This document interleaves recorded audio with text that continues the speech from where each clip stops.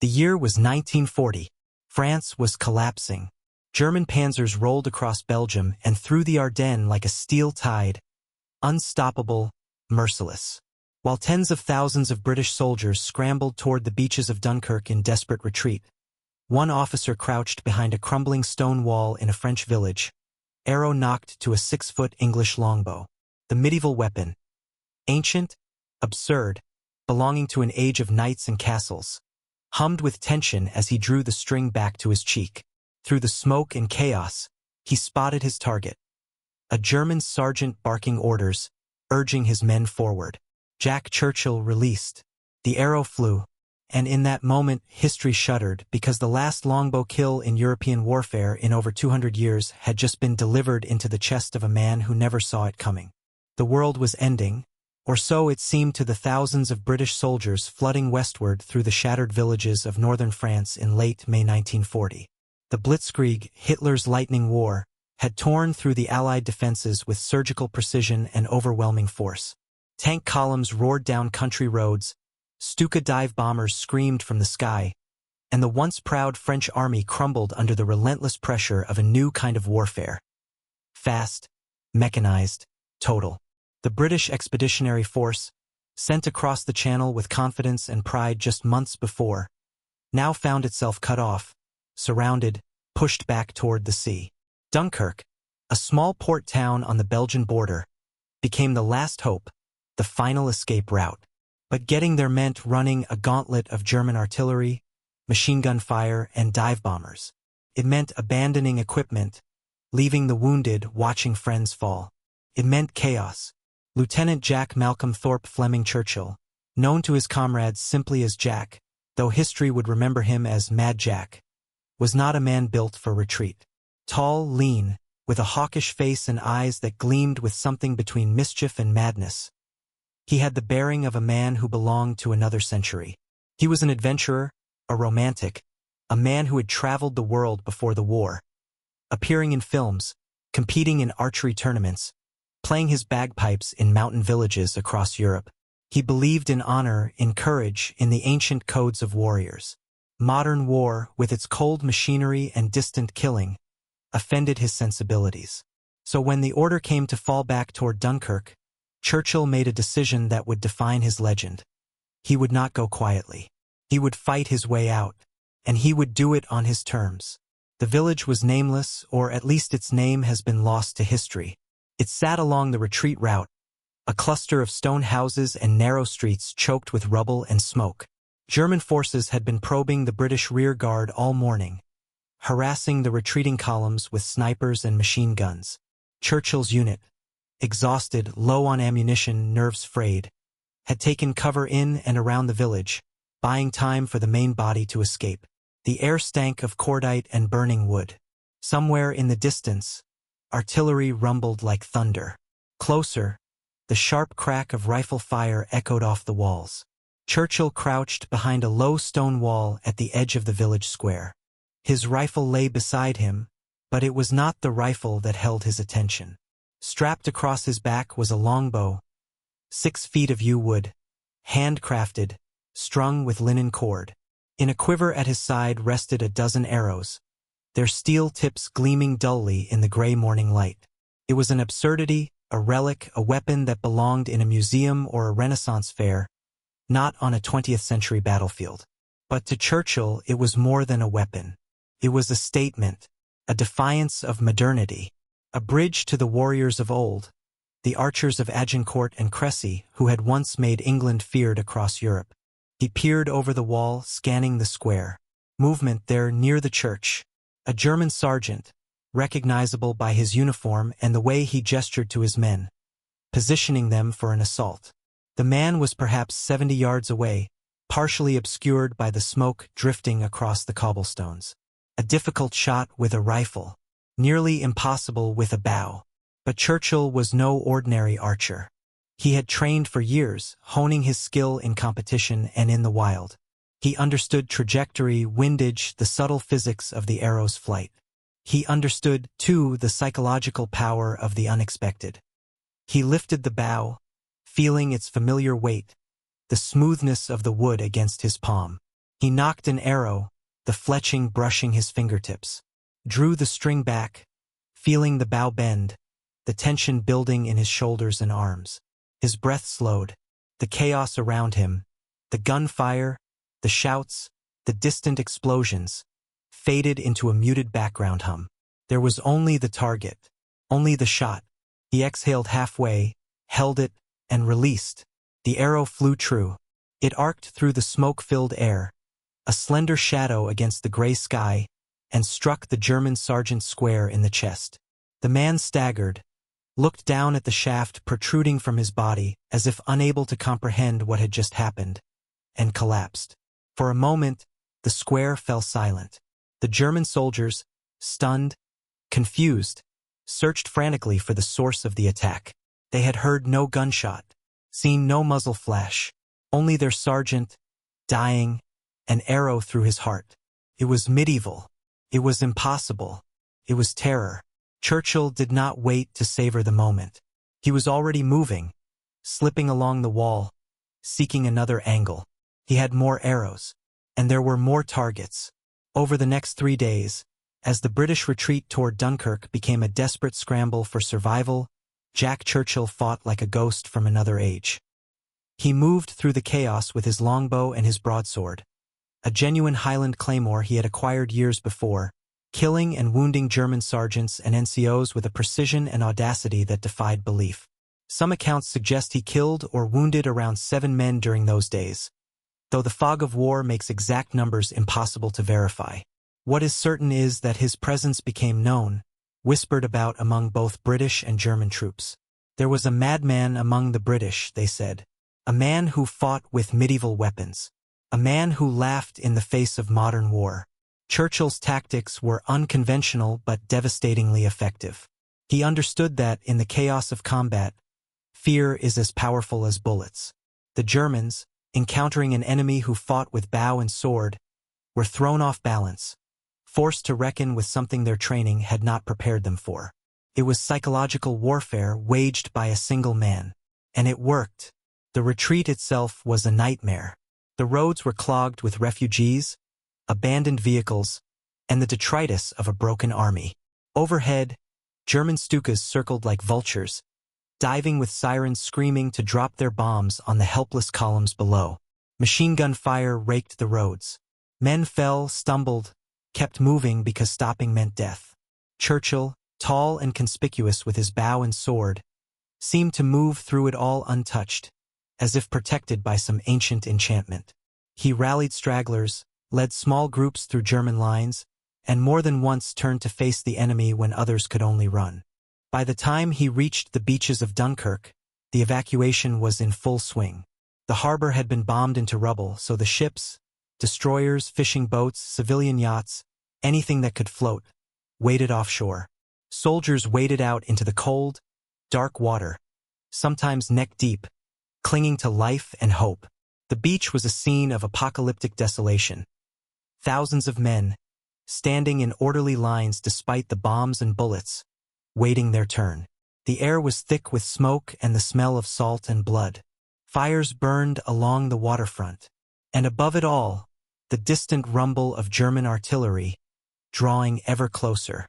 Churchill boarded one of the last ships, carrying his longbow, his quiver, his sword. He stood on the deck as the vessel pulled away, watching the coast of France recede into the smoke and darkness. Around him, men collapsed in exhaustion, silent or weeping. But Churchill's eyes were hard, calculating. He had survived. And more than that, he had tasted something in those chaotic days. The pure, intoxicating rush of combat on his own terms. Dunkirk was a defeat, a humiliation for the British Army. But for Jack Churchill, it was a beginning. Back in England, the mood was grim. France had fallen. Britain stood alone against the Nazi war machine. Invasion seemed imminent. But out of the disaster at Dunkirk, something new was forged. A determination to fight back, to take the war to the enemy. Prime Minister Winston Churchill, no relation to Jack, called for the creation of special forces units capable of striking the enemy where they were vulnerable, raiding coastal positions, spreading fear and confusion. These units became known as the Commandos, and they attracted the most audacious, the most fearless, the most reckless men in the British military. Jack Churchill volunteered immediately, and he was accepted immediately. His reputation from Dunkirk, whispered stories of the officer with the longbow, had preceded him. The Commandos needed men like Churchill, men who thought differently, who were not bound by convention, who could adapt and improvise. And Churchill, for his part, found a home among these warriors. They understood him, or at least they tolerated his eccentricities. He continued to carry his longbow, his broadsword, and now added a third element to his arsenal: bagpipes. He had learned to play the Highland pipes years before, and he believed, truly believed, that a piper leading men into battle could inspire courage and strike fear into the enemy. To his fellow commandos it was madness. To Churchill it was tradition, and tradition in his mind was sacred. The commandos trained hard through the summer and autumn of 1940. They learned to move in silence, to kill with their hands, to navigate by stars, to survive in hostile territory. They trained on the rugged coasts of Scotland, in freezing water and howling winds, forging themselves into a new kind of soldier. And Churchill thrived. He was older than many of the men, already in his mid-30s, but he possessed a wiry strength and an unshakable confidence. He led from the front always. He volunteered for the most dangerous missions, and he earned the respect of men who respected very few. The first major commando raid came in December 1941. Operation Archery, a strike against German positions on the Norwegian island of Vagsøy. The objective was to destroy fish oil factories that were supplying the German war effort, capture prisoners for intelligence, and demonstrate to the occupied Norwegians that Britain had not abandoned them. It was a bold plan, requiring surprise, speed, and overwhelming violence. Churchill was among those chosen. The night before the raid, as the ships churned through the dark North Sea, Churchill sat on deck, checking his equipment. His sword lay across his knees, the blade freshly sharpened. His bow and arrows were wrapped in oilcloth to protect them from the spray. And his bagpipes, an ancient set, worn smooth by years of use, rested beside him. Some of the younger commandos watched him with a mixture of awe and amusement. Was he serious? Would he really bring those things ashore? Churchill caught their looks and smiled, a wolfish grin.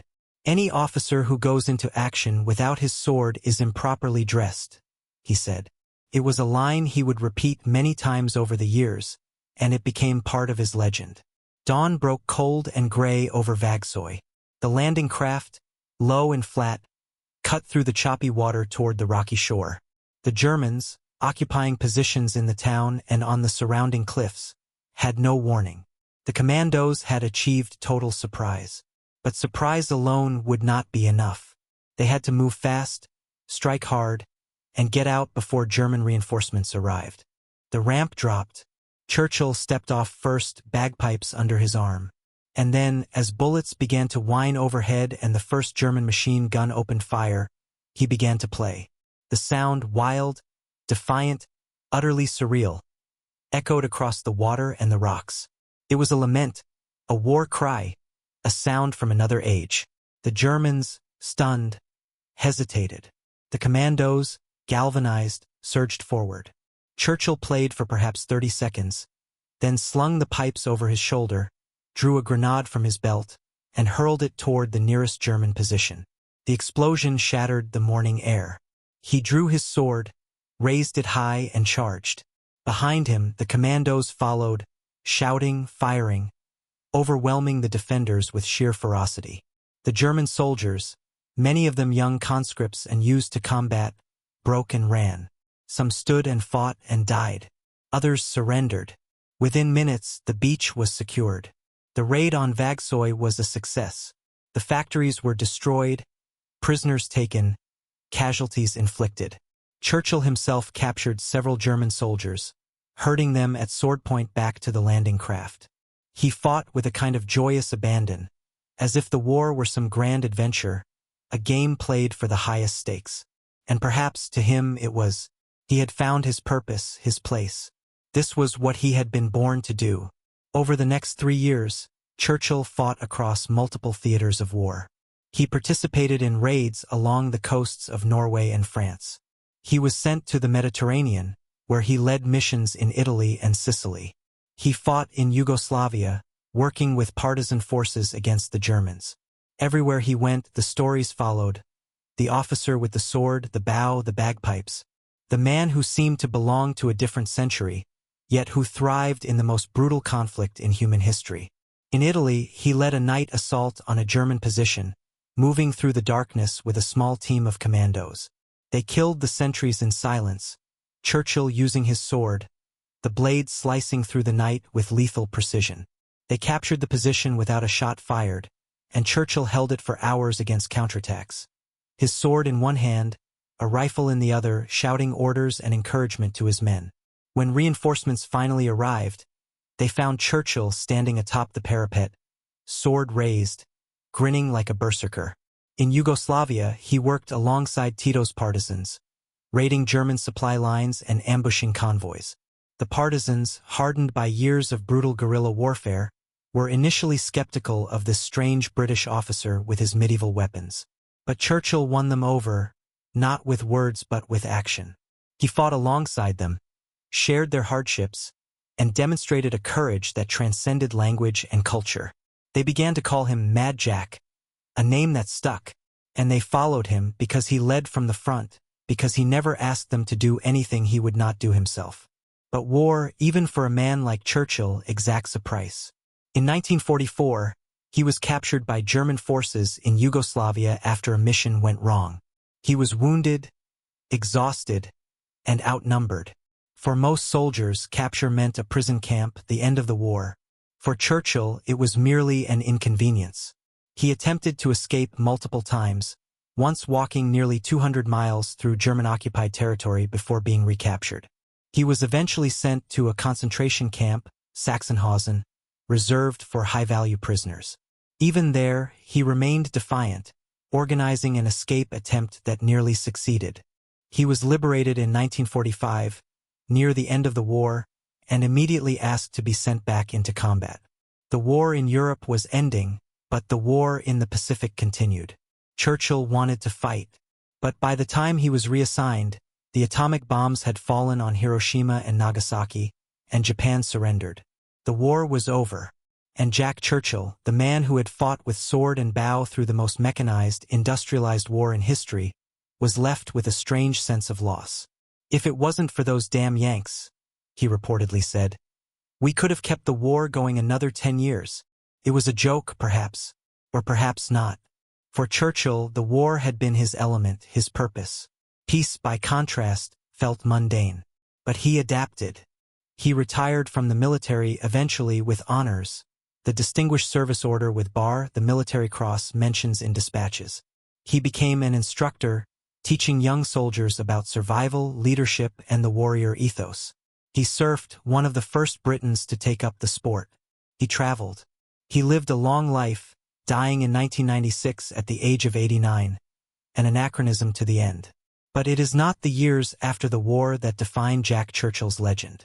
It is those days at Dunkirk, that arrow flying through the smoke.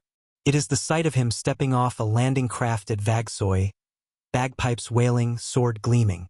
It is the stories, passed down through generations of soldiers, of the officer who refused to bend to the modern age, who fought his own war within the war, who embodied a kind of courage and audacity that seems almost mythical. He was a reminder, perhaps, that even in the most mechanized and impersonal of conflicts, the human spirit, wild, defiant, glorious, could still shine through. The Longbow kill at Dunkirk, that singular moment, encapsulates something profound about Jack Churchill. It was absurd, yes, impractical, unnecessary, but it was also an act of supreme confidence, of skill, of individualism. It was a statement that said, "I will not be just another soldier. I will not be a number. I will fight on my own terms, and I will be remembered."